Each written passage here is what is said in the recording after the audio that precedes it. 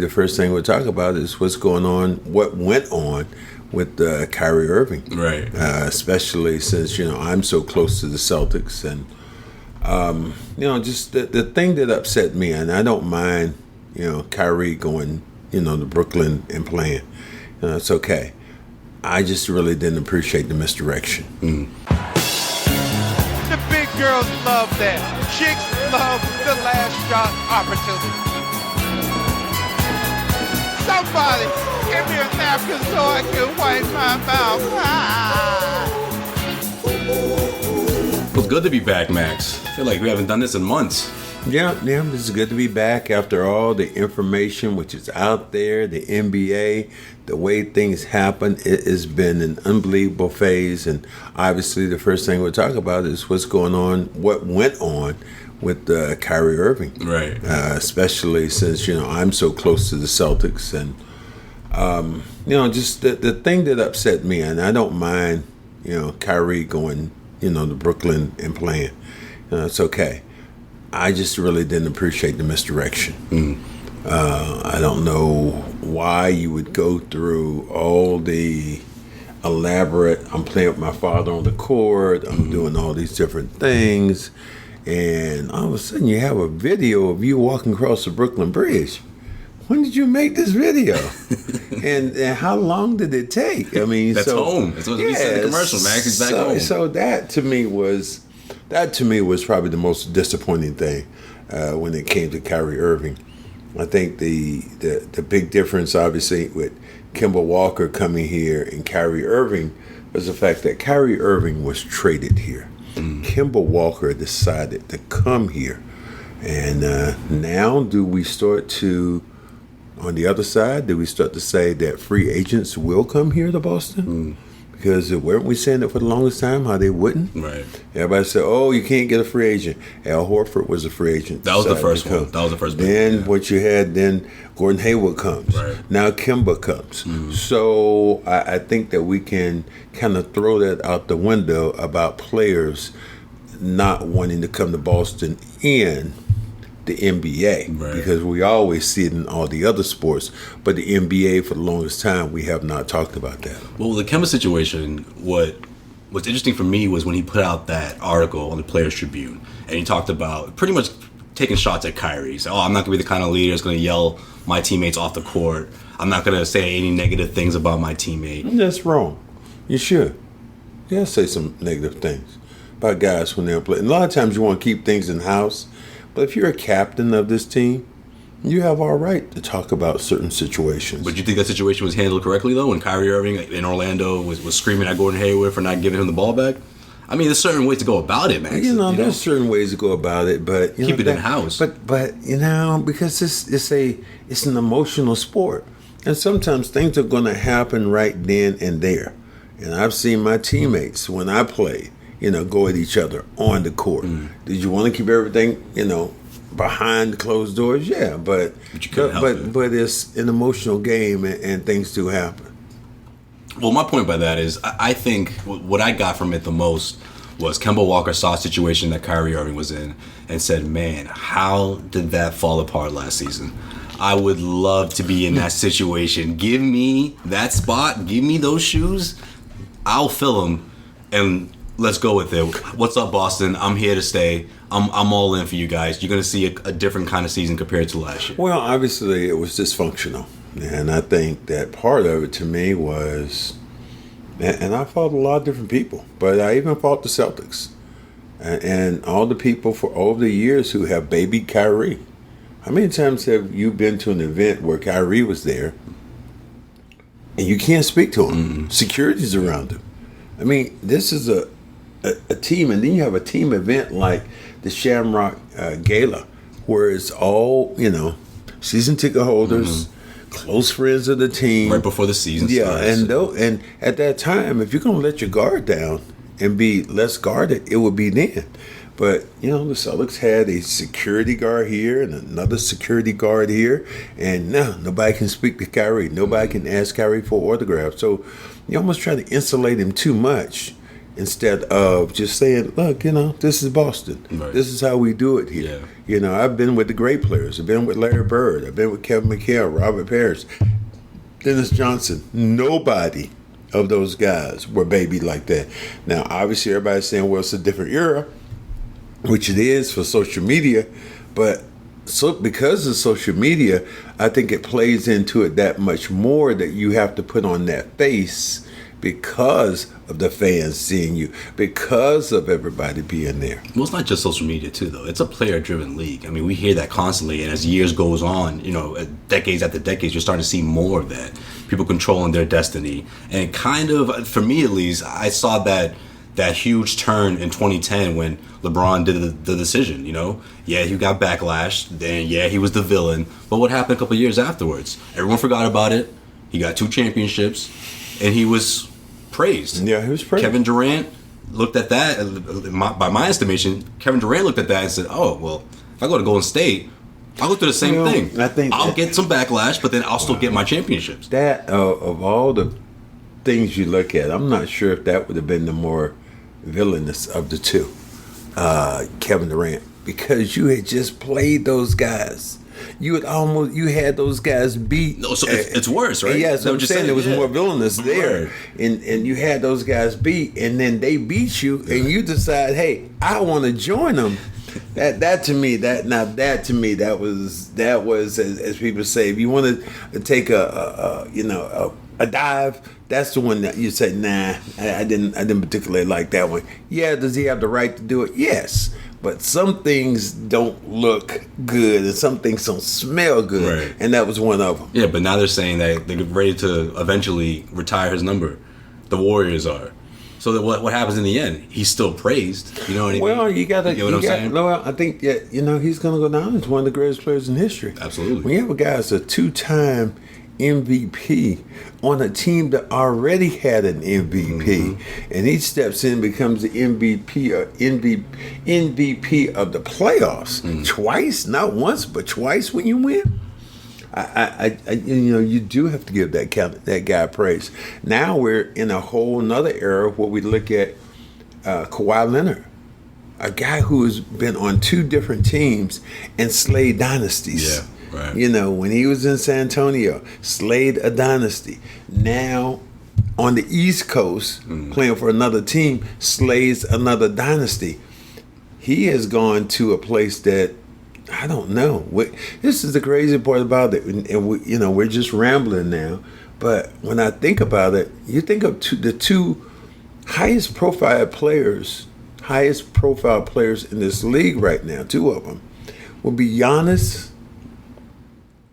playing the Greek Freak, and then Kawhi. Both guys were not taken with lottery picks. Yeah, that is the crazy part. I mean, you're talking about, there's always this thing where you have those top guys and you go, okay, yeah, this guy is destined to be there. But you have 2 guys, not one, but 2 guys who have gone on to be, who are mega stars in this league and really maybe the future of this league, who were not taken with those first 12 picks. Right.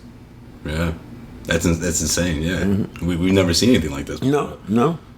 You see guys come in, and there are times when you see a guy who's taken in the second round, and and then sometimes you see guys who really get it going, and Gilbert Arenas was taken in the second round, really got it going. The hibachi and the way he cooked people. Manu Ginobili. Manu Ginobili. There at times it happens, but even with those 2 guys, they weren't the face of the NBA. Right. These 2 guys, if you want to be real, 2 of the 2 top players right now in the Eastern Conference were guys taken without being high lottery picks. Right. So it shows you that to a big degree, sometimes you have to be lucky. Not just, with your scouting and all that, but you have to be lucky, and you never get to find what was in a guy.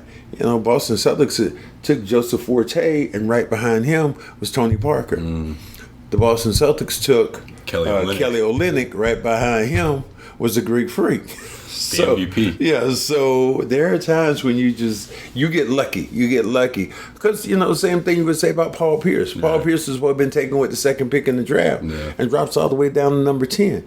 And now it's a Hall of Famer. So it isn't an exact science when it comes to picking guys in the draft. Right. Well, two of the best players of this generation, though. Yeah. This new generation. But what about not too long ago? In my opinion, the two best players have been LeBron James and Kevin Durant. Both of them are going to be able to say that they play with Kyrie Irving. What does that say about Kyrie Irving, in your opinion, in terms of he's able to pull this thing off in a couple of years? Well, I think that win a championship with Kyrie Irving's case, playing with LeBron James was LeBron James's choice. It wasn't Kyrie's choice because LeBron James came back to Cleveland. And he wouldn't have done that if there was no Kyrie. Yeah, there was no Kyrie. He wouldn't have come back, but still he decided to come back. This is an extreme case where you have two of the best players in their prime deciding to go to Brooklyn. And it's just sad that one guy right now, who is probably as valuable as anybody in this league, is not going to play because of injury. Those two guys together, pretty interesting. And then we have to talk about the resurgence of Brooklyn. Here's a team that was left for dead 6 years ago. Yeah. They gave away 3 first-round draft picks. Unconditional. Now, what did those that players... billionaire owner, man, he thought that he had it made with Paul Pierce and KG. Yeah, but then gave away those picks. Yeah. And everybody said, oh, my God, this is the death nail right now for Brooklyn. And then across the street, or right down the street, is the Knicks. And what have they done? Whereas you look at, both teams were, essentially dead. And now one team, I don't even know, what's in the stratosphere for them. When you think about Brooklyn and the Knicks right now, are still throwing good money to bad money. Right. Getting some players Julius Randle, $63 million. I like Julius Randle. Not for $63 million. I mean, in that situation, though, think about it, no one else is trying to go to New York, Max. Nobody else trying to go to New York, but you just can't. That's the prudent. Can't be handing out money like that. Well, yeah, but that's the prudent thing about spending money. You have to be prudent. I mean, one thing I looked at, everybody talked about Michael Jordan. Oh, my God, Michael Jordan is on the cheap right now because he wouldn't give Kemba, $200 million. I don't think so. Matter of fact, I think it was the wisest move Michael made. Because if they have Kemba Walker with essentially the same team they've had last year. What's going to happen?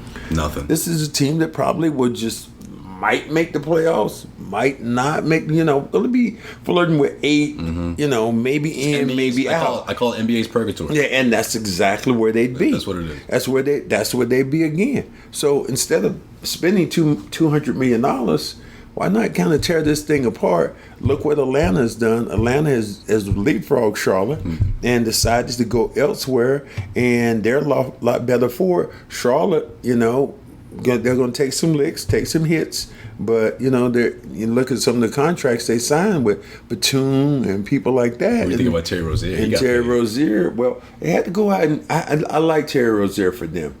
Because, I do too, but I was really surprised by that number. Well, a lot of money. Well, in this league now, even that's a moderate contract for him, and you get a guy who we've seen who has said, and it's from time to time has been unbelievably good. Now it's time for Terry Rozier to put up a shutout, right? Because now you have the keys to the car. Yeah. You can't play in one series or 4 series. You have to go in there and prove to your team, the teammates, and everybody that you're that kind of player. Right.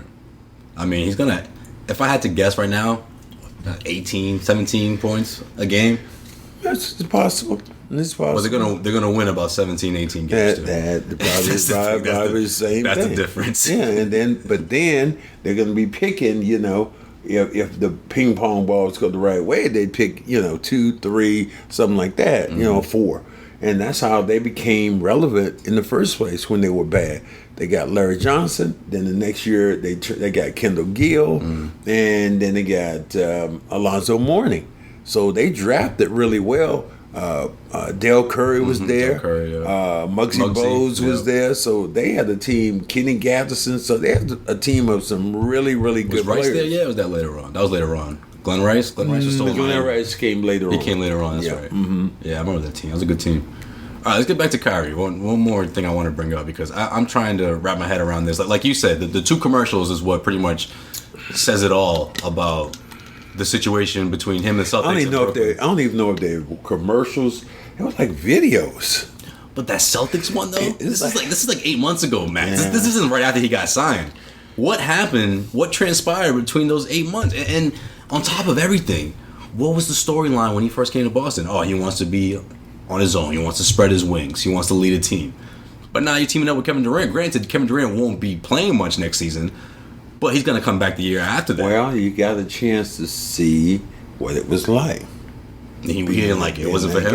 Is that what happened? And maybe he said, this is not for me.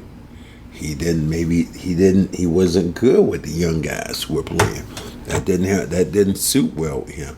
The system, all these different things. You remember one of the things he said about Brad Stevens, and surprisingly of all people, they were talking about Kemba Walker. Kemba Walker went crazy. Oh, he went off. Yeah, he had 38 crazy points. Yeah. Down there against. And Kyrie openly goes, well, I don't understand why, most teams double team him. Why didn't we double team him? And those are questions you don't throw the coach out there under the bus. Right. And that's why I think last year was such a great growing experience for Brad. For him to be the head coach of the Celtics. You think he benefits the most out of this between him and Kyrie? Or does Kyrie now have a great shot at turning things around and being the leader that the Celtics wanted him to be last year? Which one happened? Well, I'll do like this for Brooklyn. Good luck, because he's going to have to change his approach, change his attitude. I just don't think that Kyrie Irving can, and it's been spoken from not only by the Celtics team, but when he was with Cleveland, where he'd go weeks without speaking in his teammates. And that, if you're a young team, your leader has to be vocal and bringing everybody together instead of being so independent and so out there, so diva-like. And you can't do that. Agreed. But there's another guy who used to be like that, very similar. His name was Kobe Bryant, and it worked out for him. Well, Kobe had a very similar personality. Well, and it worked out in the end. Yeah, well, I think the thing about it, let's look who Kobe was playing with. Playing maybe one of the greatest centers of all time. No, I'm talking about post-Shaq. That's when he said he could be the leader. He could be the guy. Well, they won a couple of championships, and you look at the people he had with him. Lamar Odom before all the things he was doing. Right. Paul Gasol when he was playing with Bynum when he was just coming into his own. Right, but you remember before that? World Meta World Peace. Ron Artest. I still call him Ron. Yeah, Meta World Peace. So yeah. But you remember a couple years before that when Smush Parker was his point guard and how bad that team was? He stuck it through.